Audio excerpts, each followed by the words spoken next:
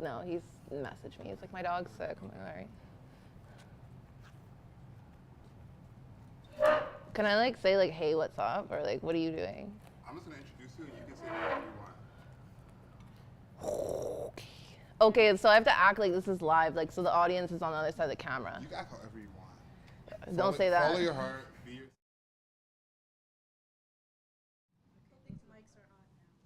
Should I cross my legs? Be a woman for once. I want to welcome everyone to another edition of Dropping Gems 2. We're here to share information for those. Are you okay? Yeah. We're here to share information for those who want to further themselves in the music industry and gain some knowledge. Some who may have information already or some who are just starting out. We have a living legend here. I think it's going to be the first time sharing all of these things with everyone. Yeah, there are some specifics that are first times. So some exclusives, some gems. Anyone in the comments on Instagram or on YouTube, please get your questions in and enjoy.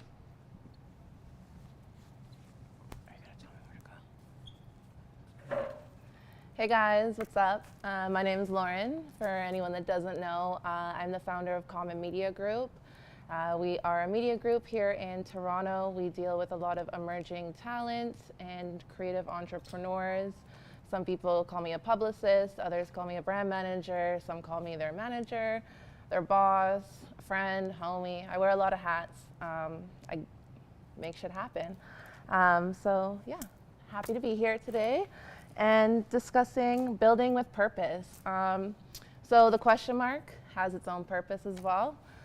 When Adriel reached out to me originally, we spoke about discussing PR, we spoke about discussing brand partnerships and release strategies and a lot of surface level gems that, you know, he wanted me to touch on. I walked away and I thought, you know, my journey has so much purpose in becoming the entrepreneur that I have become, the company that I've built, and PR in general. So yeah, I decided to call it Building with Purpose, and I just want to highlight that purpose is definitely really a staple thing through this deck and presentation. So we'll get started. The first thing I want to highlight is the resume versus the journey. I think that the resume is what we can see. The journey is definitely something that is an inner feeling. The resume is definitely what we see on LinkedIn. It's what we apply for all of our jobs. The resume ideally is the tools. It is the proof of our work. It is the proof of our skill sets. The journey is a bigger picture. It requires faith and patience. And I just want to highlight one thing that's really important here is that the journey is so unknown, which makes it so uncomfortable, but it's through the unknown that we build this known skill set over here on the resume side.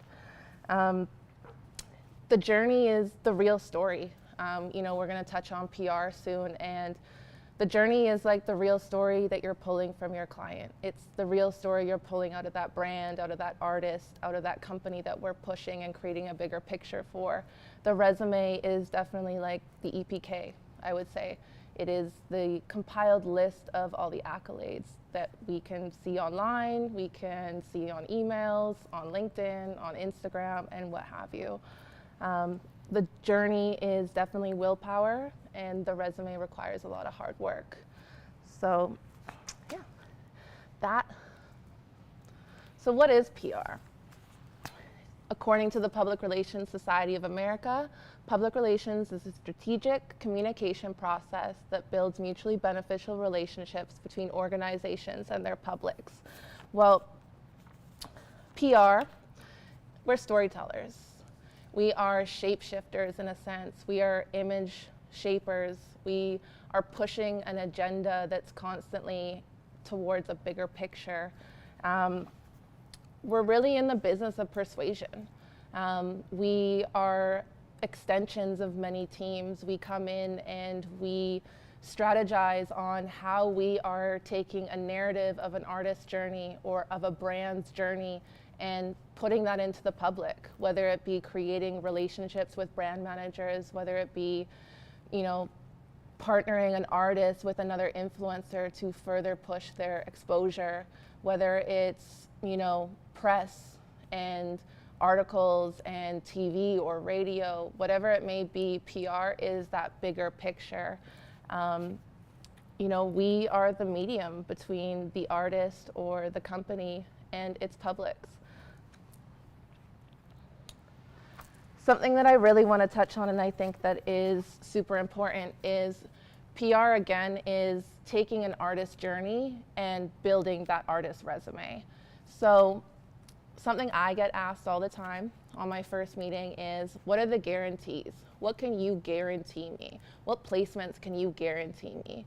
Well, sad enough, I'm not a marketing firm. I'm not a marketing agency. We don't advertise, but it definitely does go into the overall strategy that we put together for our clients, but we are not someone that can guarantee anything. Advertising is paid, PR earned.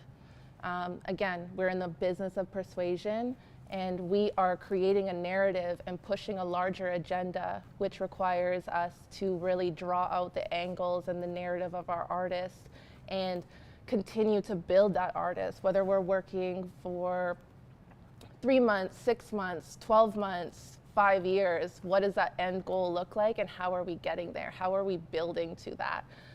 It's not a guaranteed, I want, Billboard, or I want Complex, or I want to be on Genius, or I want my brand to be on the side of the bus that we see every day. That's all advertising.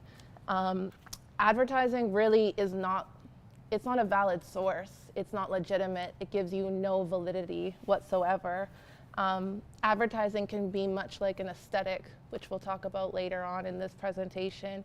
It's an outer experience. It can almost be related to an ego. Advertising is something that I believe it's like pumping steroids into something to make it look bigger. But is it valid? No. Instant gratification is a huge part of advertising. It's that guaranteed placement for your instant gratification of whatever it may be, whether it's your ego, whether it's making things look like they're moving bigger and faster than they are. That's advertising. Public relations, we build trust. The way that we draw out a narrative of an artist or a brand or a creative entrepreneur, and we find that angle to really push them, we're building trust with that journalist, that writer, that editor, that platform, that brand. We're building the trust between them because we're persuading them that this is something that's worthy of being on your platform. This is something that the public is going to take in and really, be drawn to. We have third-party validations when conducting PR. We are going to the source. We are convincing the source that it's worthy of being put on their platform. There's no guarantee. We can pitch an angle and a news outlet can put a different headline to it if they feel like that headline is going to serve them better. We can't control the final outcome of PR. We can't control what other people are going to say, what they're going to do, how they're going to take that article or how they're going to take that image. It's less expensive. That's one thing. PR is on a retainer. Advertising is a pay for play. You want to pay to get something on Billboard. Well, you pay the advertising dollars of probably tens of thousands to get your piece up there. But is it valid? Absolutely not. Is it going to be seen? Sure. Are people going to take it and feel like, oh, I want to go and listen to that artist now? Most likely not. Public relations builds longevity, and I think that is the biggest thing when working with emerging talent like I do, is building the longevity within an artist's career. You want to make sure an artist has a concrete career, so if that has to be done with patience, then that has to be done with patience. There's a purpose to PR, which brings me to branding. There's a purpose with branding as well, knowing your audience. So one thing about branding is you need to know your audience. The first question I ask my clients when I onboard them is, what does your listener look like? Describe to me your number one fan. And, you know, surprisingly, a lot of artists, they can't answer that question for me. You know, they really have a hard time describing what their audience is. And I think that is a true teller of the dividence between an artist and their audience. Is they don't know their audience. They're just, you know, shooting blanks in a sense. Knowing your audience is super important when it comes to brand partnerships, because why do you want to partner with Nike? Why do you want to partner with Adidas? Why do you want to partner with Puma? Is that audience relevant to you? You know, how do we get brand partnerships? Well, we build a relationship. Again, going back to PR, a valid source, building a relationship, having patience, being intentional. All these things tie into building with a brand. Some things that you can do when looking for a brand partnership is be realistic. If you have 10,000 followers on Instagram, maybe 40,000 monthly listeners, you know, what does your ideal brand partnership look like? Don't go in there looking for the money. Don't go in there looking to get paid for a post. The brand is bigger than you at this point, and I think that you have to be realistic in what your intention in building that partnership is. You know, kick off the relationship with them. Ask to conduct a giveaway in kind, just product. You know, most brands have ample product that they can give out with no dollars behind it. You know, ask to be on the seating list, so when they are releasing a new shoe or they're releasing a new product, possibly they send it to you, and show them love on stories. You know, I wouldn't say go above and beyond and try and make a whole content piece on your Instagram, but show some love, show some respect. They thought of you, they sent you product, you know, give a little bit in return. Make that relationship with that brand mutually beneficial. Another way is to see if you can be invited to their events. You know, if your PR knows about the Adidas event or the Converse event that just happened, you know, make the effort and go to their events, post on their stories, support their narrative that they're pushing, and they'll see that possibly this is an organic, mutually beneficial trade-off with you. And as you grow, so do your opportunities with them. Again, be realistic, which leads to my next slide. Relevance, resonance, and reach. These three things are super important when it comes to brand partnerships. They are probably the three things that any brand asks themselves before partnering with that influencer, partnering with that artist, partnering with another company in order to push their own agenda at the end of the day. So what is the relevance? You're not gonna have a fitness influencer, you know, posting with 1800 tequila taking shots. It's not necessarily their audience. It's not necessarily a fit. You know, you're not gonna have a makeup artist creating a food content piece for Uber Eats or anything else. Can't think of anything. But what is the relevance to that? Does your audience align with the brand?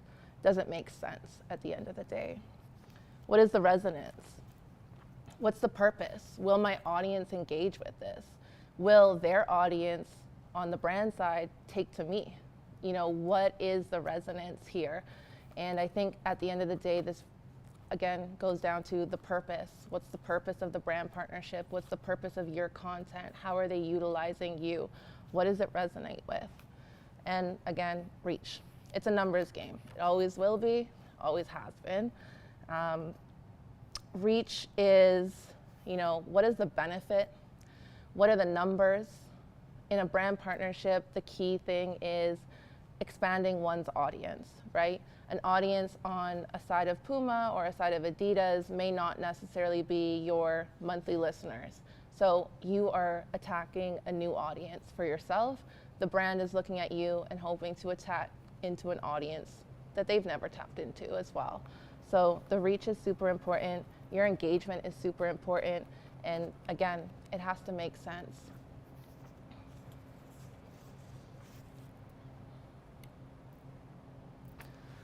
How does public relations, brand collaborations, and release strategy tie all together?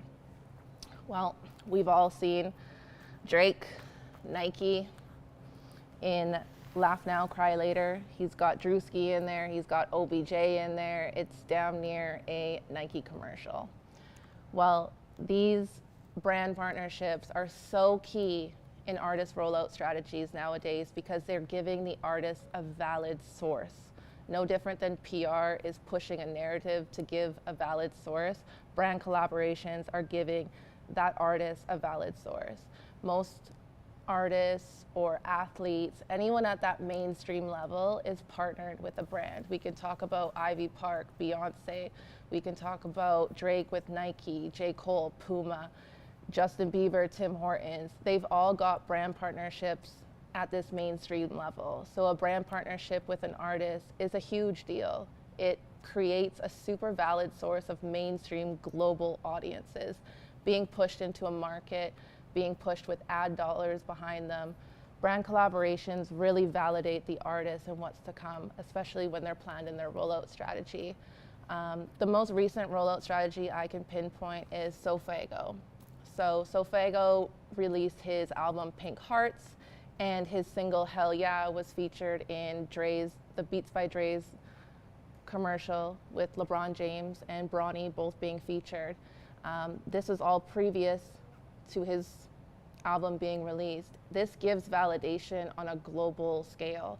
You know, his song and the video with him in it, with LeBron James, Bronny, Beats by Dre, Dr. Dre, all of this validates that this album coming up is going to be worth the audience listening to. It's pushing the pre-saves, it's pushing the audience to listen and stream his new album because it's been valid by Dr. Dre himself. So we see on the outside.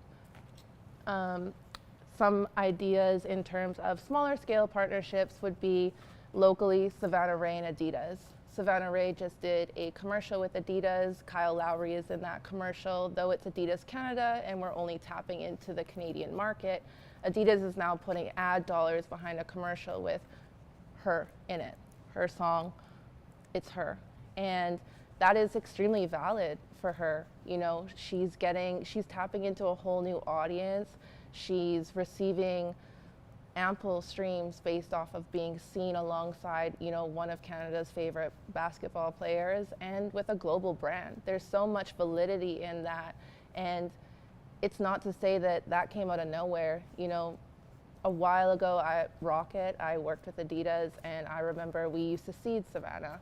And just when I was leaving, I know that she had come on as a full-time partnership with them, and that was 2017, so that was about 5 years ago. So again, being realistic, taking that step to build that relationship with that brand, you see now 5 years down the line where that got her. You know, she's shining with them. Another example recently is John Vinyl and Converse. So John Vinyl is clearly partnered with Converse, and they just released their new winter shoe, and John Vinyl is on the Foot Locker and Converse ads. Well, Foot Locker and Converse are the ones paying for that ad dollars, and these ad dollars are pushing this specific commercial throughout the market. Well, this is now marketing being paid for by the brand, giving validity to John Vinyl himself and exposing him to a whole new audience that may not have known he was an artist, may not have listened to his music. And on the other side, Converse is showing that they have cultural support, you know, community support. They're partnering with up and coming artists. They're showing that, you know, in each market, they're tapped in and they're willing to support these local artists. So brand validity is huge. I can talk about public relations and how a brand collaboration works. You know, recently this year, we worked with Anders.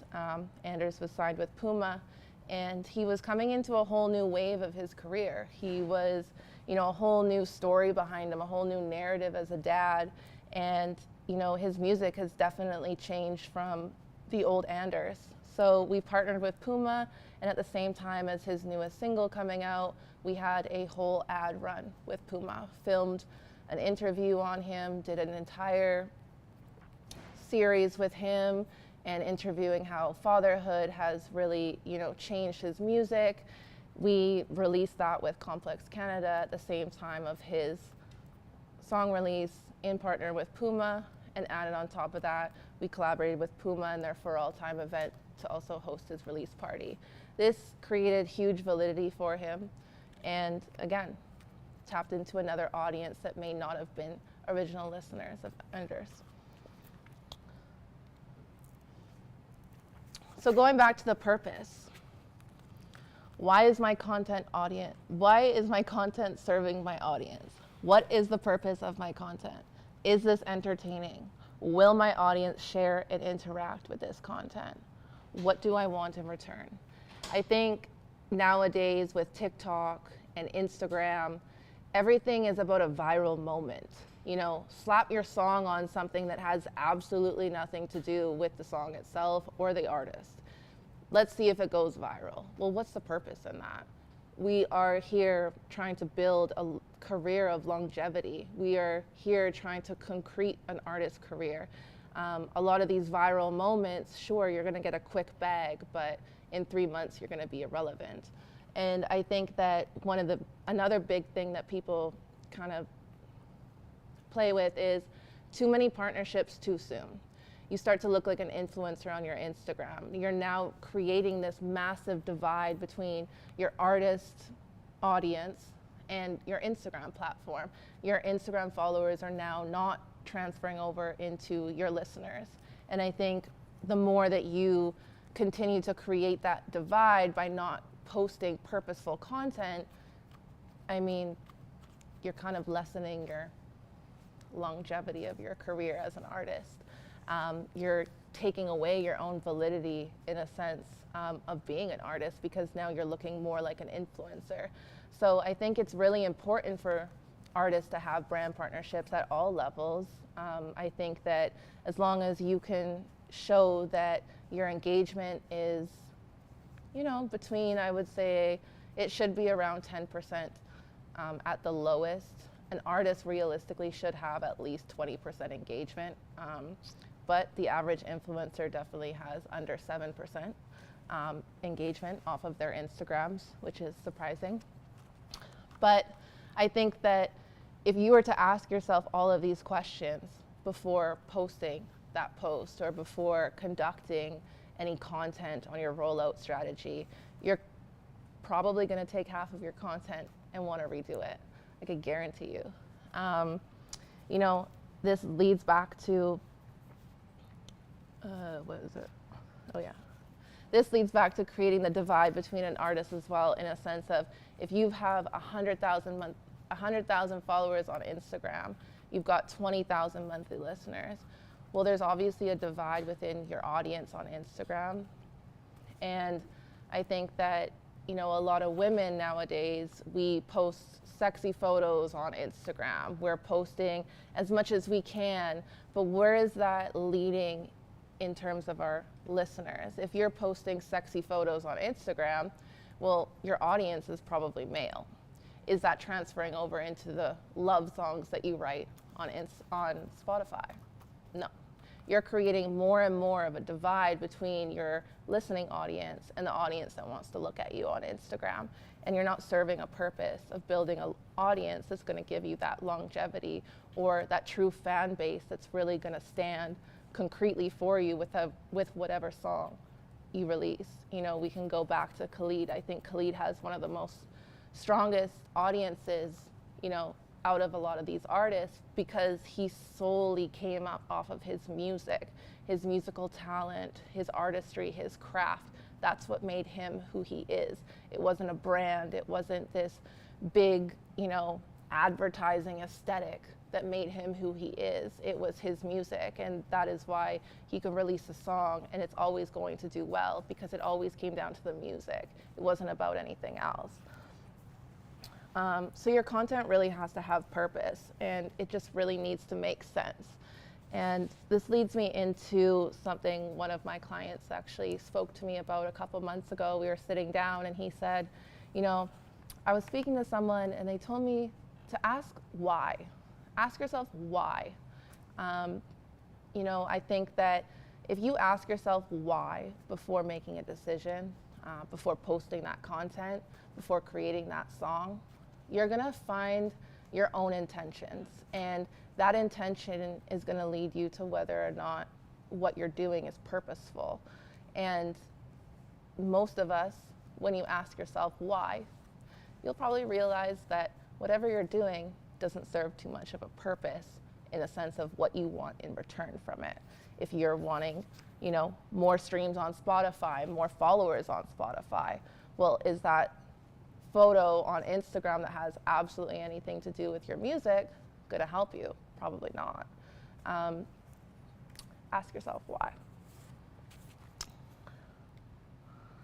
Which leads me to my next thing, all about intention. The purpose of meaningful relationships. So up here on this board, I've put together a decent amount of words in terms of what I feel like a genuinely mutual, meaningful relationship should look like, whether this is with your business partners, whether this is with the team that you've built beneath you, whether this is with the relationships that you have within your network. I think that these words need to always be at the top of mind. Big thing for me, principles. Principle is huge when you are a part of my team. Building a business, that's a part of my livelihood. Anything a part of my livelihood, my health, my mental and physical health, you know, my heart, it comes with principles. Be a good person. Don't lie, cheat, steal. Simple principles. Something collaborative. Everything needs to be collaborative, mutual, genuine. Why are you approaching the person to start a relationship? Is it because you want something from them, or is it because you genuinely want to get to know this person, get to know what they're about, and you genuinely think that in the future, there's probably some things that you guys would collaborate on? Supportive. Are you supporting that relationship? Are you supporting what that person is doing just as much as they're supporting you? You know, which leads back to, is it mutual? Respect. Have respect for your peers.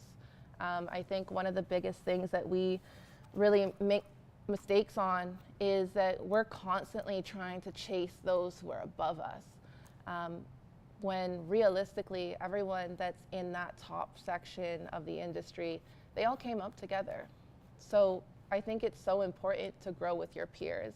I have some really strong connections with those people that I work with, and I think that we're all mutually trying to build something much larger than ourselves, and we need each other's help to do so. And I think it's extremely important to make sure that the relationships with your peers are reliable, because we're all gonna come up together. And I think that believing in that and having faith in that and understanding that not one person is better than the other is super important when you're creating a mutually beneficial relationship with people. You know, having understanding, you're not always gonna get the large end of the stick. Sometimes you're gonna get the small end, sometimes you might not even get a piece. And I think that, again, being realistic and understanding your purpose and understanding that you're not always going to be the big dog is so important. And I think in this industry, a lot of people have so much entitlement in terms of, you know, relationships and where they think, what they think they're entitled to. And it's wrong. I think that, you know, you're not, like I said, you're not always gonna get the big end of the stick, but sometimes you're not gonna get the short end either. And I think that, again, having someone that supports the fact that you're winning at this moment and they were winning, you know, maybe a few months ago, that's really important when you're building a relationship. Your intention. You know, I don't have anybody, I would say, around me that I have this relationship because of what they can do for me. I genuinely really like the people that I've connected with. Some of them I've never really actually done any work with. You know, I just really enjoy their company. I enjoy the knowledge that they bring when we have conversations. I enjoy the guidance that they may give me. So yeah, it's super important.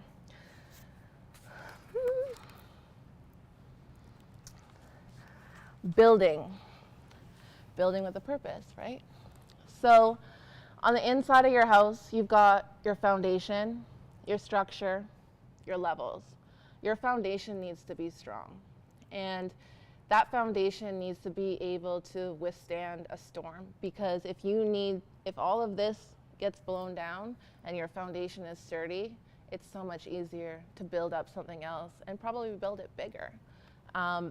Your foundation, it's the root. It's where the narrative comes from in PR. That's your core. This is the feet that you're grounded on. It needs to be strong. In Common, the foundation is me. My clients rely on me regardless of whatever I'm going through. That foundation, I need to be strong. I can't fall or my clients fall. I have a team, I've got 2 amazing girls that help me out all the time. If I'm not there on Tuesday when we have our meeting to say, this is what we're doing and guide them through that week, what are they going to do without me? Or if I'm, going batshit crazy, how are they going to stay calm in situations? I'm the foundation that's teaching them to love challenges, not fear them. And I need to be that rock for them. The structure, your structure is super important. That's how you're going to get to these levels. Your structure is your flow, the meetings, how your company works, where everything is organized, who does what, assigning all the roles. This is your flow. Your levels are your bigger picture, your goals, your 5-year projections, your 10-year projections. These levels will all build out, they may change, but that's all on the inside of the house. Now, when we're talking about an artist, the inside of the house, that's your work ethic, it's your showmanship, your ability to collaborate. Everything inside of this house, your business, which is super important. Your aesthetics is, your pictures with Drake, your bust-down watch, your Amiri jeans. It's the clout, it's the ego, it's the shit that really doesn't matter, but it tends to be what people gravitate to first, but it's not important. There's no purpose to the aesthetic other than show of what you have. But if your inside of your house isn't built, what's the worth of the aesthetic? No different than, you can go back to being a human being. We can look great, we can put on the makeup, we can brush our hair, we can put on those heels, and we can look absolutely fantastic and get 5,000 likes on Instagram. But if our inner selves are not healed, what's the point? So that leads me, again, purpose. So leading back to purpose, the resume, the journey, and the purpose. So I look at the resume as the resume gave me tools to work with my purpose. All of the jobs that I've had, all the experiences I've had, all of the titles I've been given, that all gave me the tools to work with my purpose. The journey, however, is so far different. The journey gave me the strength and the wisdom to build with my purpose. And you marry these 2 things together and you really have common. The way that I think, I'm a very inner person. I've been working on myself for a while, and I think that the journey is so important to me, to who I am as a leader, who I am as a coworker, who I am as myself. What Common stands for really comes from my journey. And the resume, those experiences and those jobs that I had, I loved them. I loved what I do. But that resume is what gave me the tools to be able to work with my journey and find my purpose. And so, what is my resume? Well, I started my journey at SFU, Simon Fraser University, good old Simon Fraser University, top of a ugly ass hill. I was a varsity volleyball player. I was in general studies at the time. I had an interest in business, but unfortunately could not pass calculus if my life depended on it. I ended up graduating from Ryerson. I'm an RTA grad, 2016. I had a double minor in business and English, 3.2 GPA. During my time at university, I worked at Starbucks. I was a sales associate at Nordstrom's, and as I graduated, I started my first internship at Chic PR. Chic PR was a boutique PR firm here in Toronto, working with, the Good Son is actually one of the first clients I ever had. Then I went on to intern at Rocket Promotions and spent actually a couple years at Rocket. I really was inspired by their leader, and she was a really strong person. We worked with Adidas, we worked with Doc Martin, we worked with Guess, Tommy Hilfiger, L'Oreal, Tiff, the Junos. We opened a hotel, Atlantis in Dubai. There were so many things about what I do in my everyday life, what I do with my job. This is where I learned PR. I later went over to Shine Talent Group, and I was a brand partnership manager. I had a roster of 25 people on the US and Canadian side. I negotiated their deals, I strategized their content with them. It was a good experience. The only thing is there was still something missing for me. As much as influencers, I do feel have a voice, I just wanted something more. I really missed drawing out the narrative in something and building that bigger picture. I understood the purpose of brand partnerships. I understood the purpose of partnerships between a brand and an influencer and what they were utilizing them for. And I did understand this world, but there was still something missing. I didn't get to create that bigger picture. I didn't get to push a bigger agenda. I definitely just negotiated a lot of deals. And I was reached out to by someone that I had met probably about 9 years prior, I want to say. They had just signed an artist to Epic Records, and if anybody knows that when you sign first under a label, if you're not priority, you're not necessarily reaping all the benefits to its fullest effect. So he saw what I was doing through Instagram and through LinkedIn, and he reached out and asked if I would be interested in helping. I flew down to Atlanta, and within 48 hours, I locked in a space to conduct a release party in a city I had never been in before. But it gave me passion, it lit a fire within me to, really see what I could do. And the rest was history. I started working with them on and off. I ended up leaving my job at Shine, and I went down to LA. I took a big leap of faith. I quit my job. I, really wanted to test this other avenue of being able to work alongside an artist and, the others that were connected within there, and really learn what it's like to build from the ground up with someone, draw out the narrative, and really test myself. I took a huge leap of faith.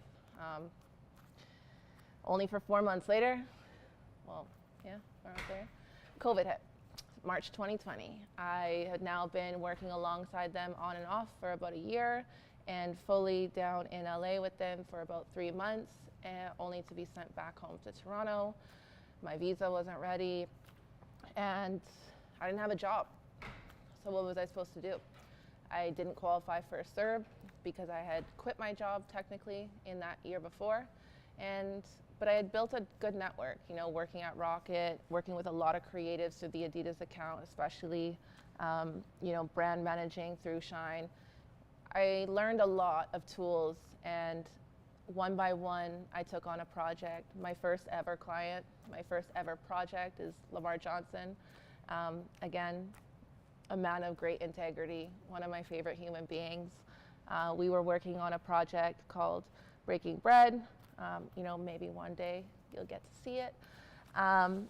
But it was important to him. He really wanted to sit down with other BIPOC creatives and discuss their experiences on the job. And he had asked me to be a part of this, help him put this together, and find a way to make this vision of his come to life. And I was totally on board. I'm still on board with anything he does. And that was my first client.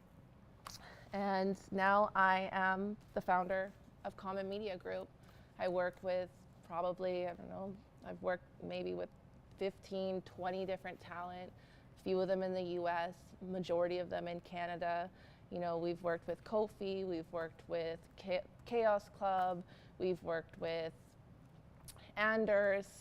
You know, we've got a lot going on, and it's been a journey full of purpose because I'm doing what I love to do. Not only am I utilizing all the tools in my resume, but I'm fulfilling a purpose that I didn't know that I had. And that leads me to my own journey.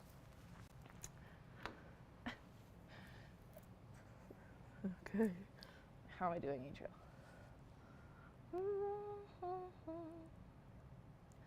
So I was trying to figure out how to express my journey. And if anyone knows me, I meditate a lot. And I spent 3 days meditating my throat chakra to figure out whether or not I could express myself the way that I wanted to. And I couldn't. I ripped out my hair. Like, I just couldn't find a way to describe my journey in the best way that would make sense. And I think that my journey is the most important part of me. It's the most important part of Common. And it's the most important part of a lot of my clients. I think the one key aspect that you could look to my roster is that every one of my clients approaches their craft with purpose. None of them are impatient. None of them are looking for a viral moment. They all love what they do, and they're looking to build a concrete career in what they love. And they come to me to help them with that. And so I was talking to my bubby, which is my grandmother in Czech, and she said, "You're going to be a great teacher, but remember, you're a good writer." And it took me back to a time where I'd written an essay, and I got a scholarship for it, about my volleyball team. They were dearest to my heart, similar to my journey. So I've written a letter to my highest self that describes my journey. So here it is. A letter to my highest self. I am grateful for the journey, though for some time I lost you. I understand now why that path was necessary for me to fulfill my purpose. When we are out of line with our highest self, we don't see the path. We lead with ego, with materials, with anything physical that we can grasp at to make us feel whole and validated. We let our ego instead of our inner being guide us. You gave me a second chance at life. When I proved to be disciplined, you gave me the strength to keep going. It is through the hardships that I gained strength. It is through the pain that I grew understanding and acceptance. It is through the struggle that I found willpower. It is through the darkness that I found my inner light. It is through betrayals that I grew self-confidence. It is through Common that you rebirthed my inner child. It is through the journey that I found purpose, a purpose to heal, to guide, and understand what others need. You gifted me the tools with my resume to build something my way so that I could action my purpose through my work. You taught me that if I can rely on the power of my instinct, intuition, and inner knowledge, while I may not be untouched by the upheaval, I am better able to roll with the punches and find my center. I help people gain success, leading to their fulfillment. I heal. I guide those in the right direction when they may not quite know the steps to take. I see what my clients may need to achieve their bigger picture without them understanding. You always had faith that I would return, and here I am, back under your guidance, this time with wisdom, knowledge, and inner strength, understanding that all was gained through the darkest and weakest moments along my path. I understand myself, I can face myself, I know myself. I can now let go and follow your lead. Walk with purpose, work with purpose, live with purpose. That is fulfillment, that is abundance. Please, if you ever feel me questioning your guidance as we continue this journey because we are far from completion, remind me, Campbell, trust that there is always a purpose to everything that I do. That is my journey. This is my resume. With the two of them, I found my purpose. And now I want to end off with one last quote. Your inner being is your deepest self. Eckhart Tolle, The Power of Now. The power of now is about discovering your inner true being. It's about releasing your pain and finding deeper peace. It's that the past holds no power over the present. And funny enough, it's taught me the sense of safety, personal power, and confidence. Those three things I really needed to learn in order to build Common. Those three things are what Common taught me in order to tap into my inner child again. And I think that if you could walk away here with anything, it's that the center of your power lies within your psychological and emotional discernment. It is not within anyone or anything outside of you. And a little fun fact about myself is I have this tattooed on my side. I got it tattooed on my side at 20 years old, just before I jumped down a dark hole. And definitely paid my karma for putting something so purposeful on my body without any purpose at all. But I now understand why it's on my side. And that's it.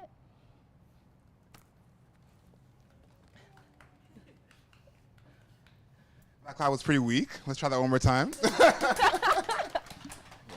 I want to thank everyone for watching. If you're watching this later or listening later on CJRU, thank you for being a part of Dropping Gems too. Make sure you follow us on Instagram at The Cool Table Live and subscribe to us on YouTube at The Cool Table Live. And of course, all episodes of The Cool Table can be found at adrielsmiley.com. Thank you. You're welcome. Are we off? Ugh.